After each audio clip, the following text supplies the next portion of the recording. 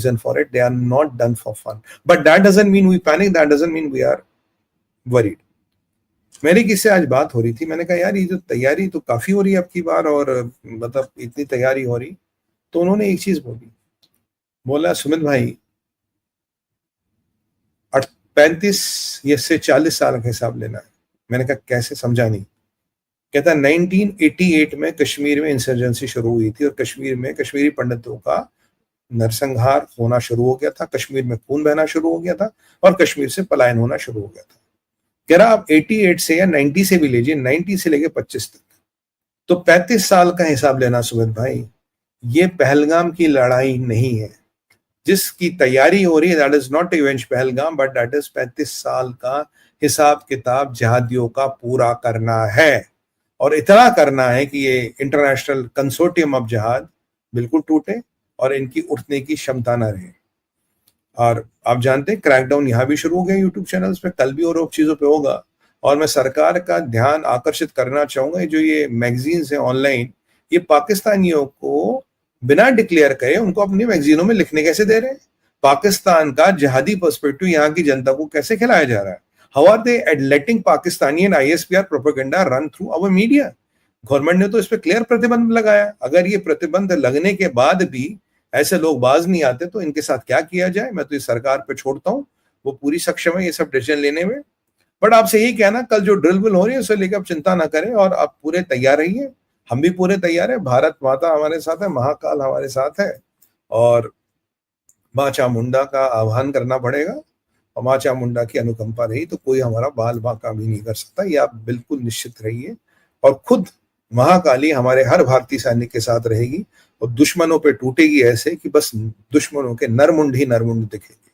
ऐसा होने वाला है आज अब हमारा इस युद्ध में, क्योंकि आप याद रखिए 35 साल का हिसाब किताब होगा। It's not about Pahalgam, it's much beyond that.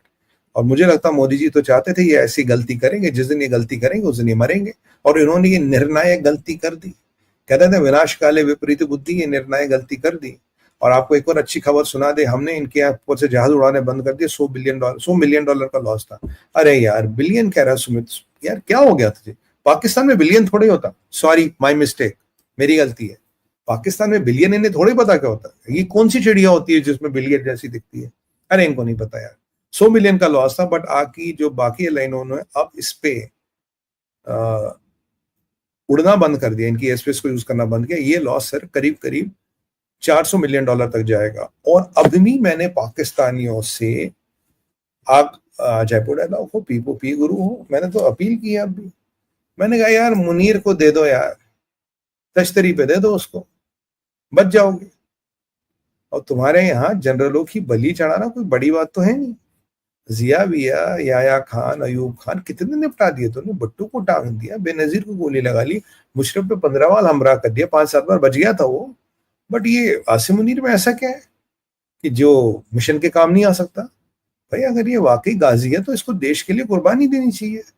कि अगर मुनीर नहीं आया तो बहुत लोग जाएंगे, अगर मुनीर नहीं आया तो बहुत लोग जाएंगे, बिल्कुल क्लियर करिए, समझिए आप। ये तो मुनीर को दो। और मेरे कुछ सूत्र कह रहे हैं कि ऐसी कुछ संभावनाएं पाकिस्तान में बनती नजर आ रही है। जी हाँ, ऐसी कुछ संभावनाएं पाकिस्तान में बनती नजर आ रही है। इस पर डिस्कशन हो रहा है कि how much is Munir worth of, Munir की औकात कितनी है, कब तक इसको पाले, कितना पाले, इसके is he worth so much, मतलब should we trade him off. और भाई देश और उम्मत को बचाना है तो एक जनरल क्या एक जाएगा, नहीं आएगा। ये जो आसिम है, ये भी जिसको NSA बना, इसी को बना लेना कुछ दिन, ये भी कुछ दिन थोड़ा बेचारा खा कमा लेगा। वैसे पाकिस्तान में खाने कमाने को बचा नहीं कुछ, हाँ जूते जरूर खाएगा। तो ये आसिम मुनीर को लेके भी ट्रेड ऑफ की बातें चल रही है। तो मेरे कहने का मतलब ये है कि कहानी पाकिस्तान की बद से बर्बाद हो रही है। और मैं आपको तुम्हें जहादियों एक बात बताऊं, सुन, चलो ये तमाल का मैंने आपको कुछ चीजें बताई, 2 घातक चीजें मैंने नहीं बताई और बताऊंगा भी नहीं, ठीक है? क्योंकि हमारे भी सूत्र बहुत है, हमारे भी बहुत राष्ट्रवादी लोग हैं जो हमें वो चीजें बताते जो कहीं मीडिया में कहीं इधर उधर नहीं छपती, बट राष्ट्रहित के लिए हमें बताता कि हमारा दिल और हमारी मोटिवेशन बनी रहे। दूसरी बात मैं आपको बताऊं, भारत के हथियारों के बारे में भी तुम्हें कुछ आइडिया भी नहीं, व्हाट भारत हैज। और इस लड़ाई में ऐसे ऐसे हथियार यूज होंगे जिसके बारे में तुमने कभी सोचा भी नहीं होगा। अब सोचो, हॉक आई 360 आसमान में, और तमाल जमीन पे, what is the chance you have got? You have got bloody no chance. और तुम्हारा चाइनीज कबाड़ा, तुम्हें लगता है तुम्हें इस सबसे बचाएगा? तुम्हारा चाइना खुद रशिया से हथियार लेता है। चाइना के बाद जो भी जेट्स उड़ने उड़ने की हालत में वो सारे रशियन है, क्योंकि चाइना खुद अपने जेट्स पे भरोसा नहीं करता। और यार अगर तुम्हें लगता तुम J-10 को लेके तुम ये जंग फतह करोगे, तो मदरसे में मौलवी साहब ने आपको गलत पढ़ाया था। और खासकर चीनी जहाज लेके अगर जंग फतह करोगे, इससे अच्छा पबजी खेल लेते।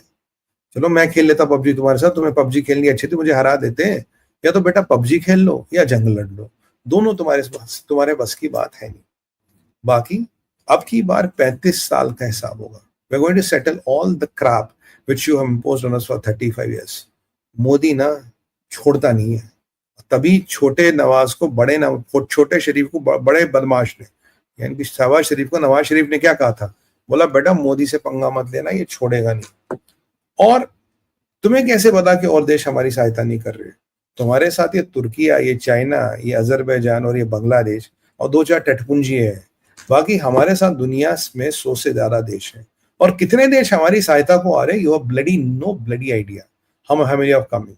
And when they all will come and rally behind us, you will know what is the power and hitting range of India. You have no idea. और कब क्या हो जाए किसको पता? कुछ भी हो सकता है। आज रात को भी कुछ हो सकता है। मैं नहीं कह रहा कुछ होगा, डोंट गेट मी रॉन्ग। मैं कह रहा हूं आपको आज रात को भी कुछ हो सकता है।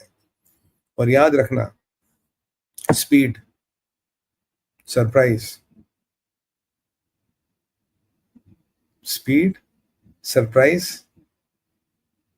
स्टेल्थ, स्टारवेशन, ये 4 एस तुम्हारे देश को हर कोने में दिखाई देंगे। This what is going to happen. और जो हमारा नोटैम लगा है अभी राजस्थान के बॉर्डर पे, ये अब तक का सबसे बड़ा नोटैम है। और जो सुनने में आ रहा है, जो इस नोटैम के बारे में आपको, इट्स नॉट ओनली एयरफोर्स, इसमें एक कंबाइंड ऑपरेशन होगा जिसमें आर्मी और बाकी जितने भी संस्थाएं हैं ये एयरफोर्स के साथ मिलके ड्रिल करेंगी। अगर राजस्थान के क्षेत्र में ड्रिल हो रहा है, आर्मी और एयरफोर्स मिलके करेगी, तो बॉर्डर पिक्चर के वो सनी देओल वाले कुछ सीन याद आ रहे हैं आपको? What do I mean? रेगिस्तान, लोंगेवाला, इंडियन एयरफोर्स, जैकी श्रॉफ और नीचे colonel Kuldeep Singh Chandpuri. Does it ring a bell? तो वो कुछ प्रैक्टिस हम कर रहे हैं 2 दिन की। और अगर उस प्रैक्टिस को देख के तुम्हारी रूह काम जाए और तुम्हारी पतलूनी गीली हो जाए, तो वही समझ लेना तो मुनीर को तश्तरी मिला के पेश करना।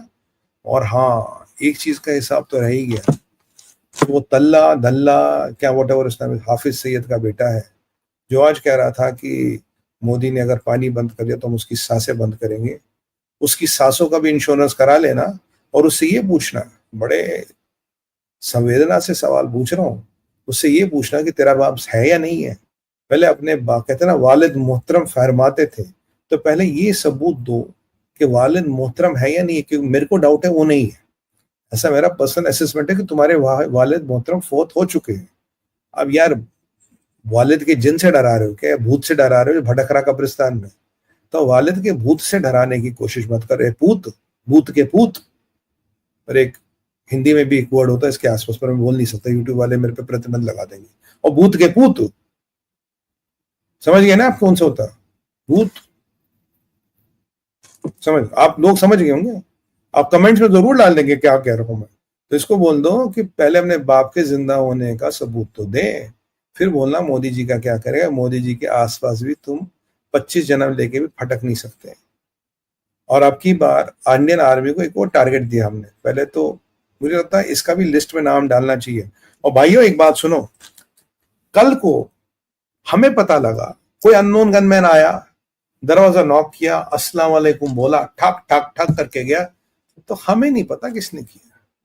अगर अननोन गनमैन आया और तल्ला को जमीन के नीचे तल्ले पे लेटा गया, अभी तो ये ऐसे खड़ा ना वर्टिकल, अगर हॉरिजॉन्टल लेट गया है ना 3 फुट बिलो द ग्राउंड, तो आप हमें मत कहना किसने किया। भाई मुझे नहीं पता किसने किया।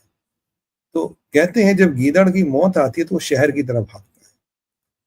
जब तुम्हारे पाकिस्तान में उसामा को आके अमेरिका ने ठोक दिया, अननोन गनमैन ने तुम्हारे लकवी मक्की वकील जो भी है सबको ठोक दिया, तुम्हारा तेरा तो भतीजा भांजा था ना वो हाफिज सईद के साथ जो घूम रहा था कुछ महीने पहले, वो निपट गया। तो तुझे ऐसा क्यों लगता है यू आर इनविंसिबल? तुझे ऐसा क्यों लगता तू निपट नहीं सकता? तुझे ऐसा क्यों लगता अननोन गनमैन की रेंज के बाहर है तू? वैसे मुझे नहीं पता अननोन गनमैन कौन है, बट रेंज में तो तुम भी हो ना बेटा। तो बेटा पहले पिताजी के वालिद साहब के जिंदा होने का सबूत पेश करो, फिर वालिद साहब ने क्या फरमाया था उसका फैसला हम करेंगे। पहले ये तो पता लगे वालिद साहब इसी दुनिया में है या फोत हो गए हैं। फोत मतलब निकल गए हैं कहीं, वो 144 के साथ तो नहीं घूम रहे। भाई नॉर्मल को 72 मिलती, जो लीडर वीडर है ना, बड़े कौम के बड़े लीडर है, इनको 144 मिलती, एग्रीमेंट है ऐसा कि 144 मिलेंगी, नहीं कहीं 144 के साथ तो नहीं घूम रहे। तो पहले ये बताइए जमीन पे ही 144 है? अगर 144 के पास है तो वहां से कोई सैटेलाइट फोन लिया है क्या एलॉन मस्क का? स्टारलिंक्स चलता क्या वहां पे? यार मुझे तो नहीं पता था। अच्छा, शायद स्टारलिंक्स वहां चलता, अगर आपको पता हो तो मुझे कमेंट्स के माध्यम से जरूर बताइए। इन सब का टाइम आ गया है। ये जो देख रहे हैं ना आप, ये भूखलाहट है, इनकी फटी पड़ी है, they are bloody shitting in their pants. और आप कह रहे ये करेंगे, मोदी जी का नाम जबान पे आया ना, जबान काट के कुत्तों को खिला देंगे। आखिरी चेतावनी है तुझे, अगर फिर किया फिर तो सेटलमेंट ही होगा। और ये तुझे लगता मुनीर आईएसआई बचा लेगी? इनकी तो खुद की फटी पड़ी, खुद बंकर में चुपता ही है, पुरानी पुरानी फोटो रिलीज करता है कि मैं अब भी जिंदा हूं। भैया पाकिस्तानियों, 35 साल का हिसाब लेना तुमसे, 35 ईयर्स का settlement, and we will bloody take it, take my word. इसी के साथ मैं अपनी वाणी को विराम देता हूँ, काफी देर भी हो गई है। और